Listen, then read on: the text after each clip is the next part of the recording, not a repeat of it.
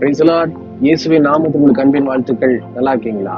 இந்த நாளிலும் கூட தேவன் நமக்கு அழகான ஒரு வார்த்தையை காண்பித்திருக்கிறார். என்னன்னு சொல்லி பார்க்கலாமா? லூக்கா எழுதின சுவிசேஷம் 3ஆம் அதிகாரம் 8ஆம் வசனம் முதல் வரி இப்படியாய் சொல்லுகிறது, கவனித்து பாருங்க. மனம் திரும்புதலுக்கு ஏற்ற கனிகளை கொடுங்கள். இன்னைக்கு இயேசு நம்ம கிட்ட எதிர்பார்ப்பதெல்லாம் ஒண்ணுதான், கனி கொடுக்கணும். எப்படிப்பட்ட கனி அப்படின்னா, மனம் திரும்புதலுக்கு ஏற்ற கனி. கனி கொடுக்கறது அப்படின்னாலே நிறைய பேர் நினைச்சிட்டு இருக்கிறோம், இது ஊழியக்காரர்களுக்கு பாஸ்டருக்கு உண்டான ஒரு காரியம் என்று. ஆனா அது தவறு. எல்லாருமே, அதாவது இயேசு கிறிஸ்துவை தன்னுடைய சொந்த ரட்சகராய் ஏற்றுக்கொண்ட சகோதரனே சகோதரியே, உங்களுக்கும் எனக்கும் எல்லாருக்குமே உண்டான ஒரு கடமை இது. என்ன தெரியுமா? ஆண்டவருக்கு கனி கொடுக்கணும். என்ன கனி அப்படின்னு சொல்லி பார்த்தா, மனம் திரும்புதலுக்கு ஏற்ற கனி. நம்ம ஆண்டவரை ஏற்றுக்கொண்டு மறுபடியும் பாவமான காரியத்தை பார்ப்பதோ, இல்ல சிந்திப்பதோ, பேசுவதோ, கேட்பதோ, சண்டை போடுவதோ, இல்ல நம்முடைய கை கால்கள் பாவமான காரியத்துல ஈடுபட்டோமானால் இது மனம் திரும்புதல் கிடையாது.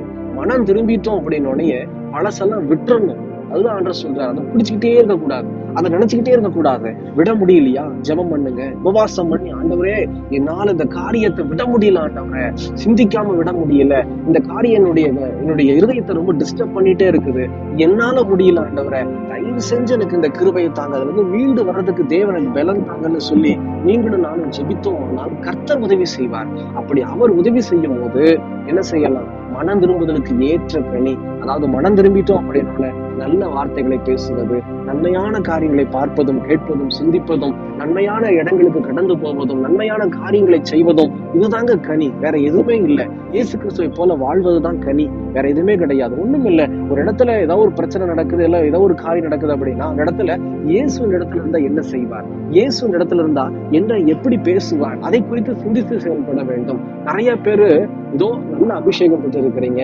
நல்ல அந்நிய பாஷையில பேசுறீங்க, ஆனா மனம் திரும்புதலுக்கு ஏற்ற கனி உங்க இடத்துல இருக்கிறதா? நீங்களே சோதிச்சு பாருங்க. அப்படி இல்லைன்னா இன்னைக்கே உபவாசம் பண்ணி ஜெபம் பண்ணுங்க.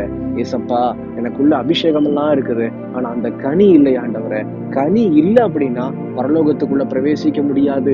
இங்க ஊரை ஏமாத்திக்கிட்டு இருக்கலாம், பைபிள் எடுத்தோன்னு கடகடான்னு வாசிக்கிறதும், உயர்ந்த சத்தத்தை கொடுத்து வாசிப்பதும், அந்நிய பாஷையில பேசுவதும், இங்க நாம ஏமாத்தி கொண்டு இருக்கிறோம் பிரியமான ஜனமே. ஆனா மனம் திரும்புதலுக்கு ஏற்ற கனி இருந்தாதான் நாம் பரலோக ராஜ்யத்துக்குள்ள பிரவேசிக்க முடியும்.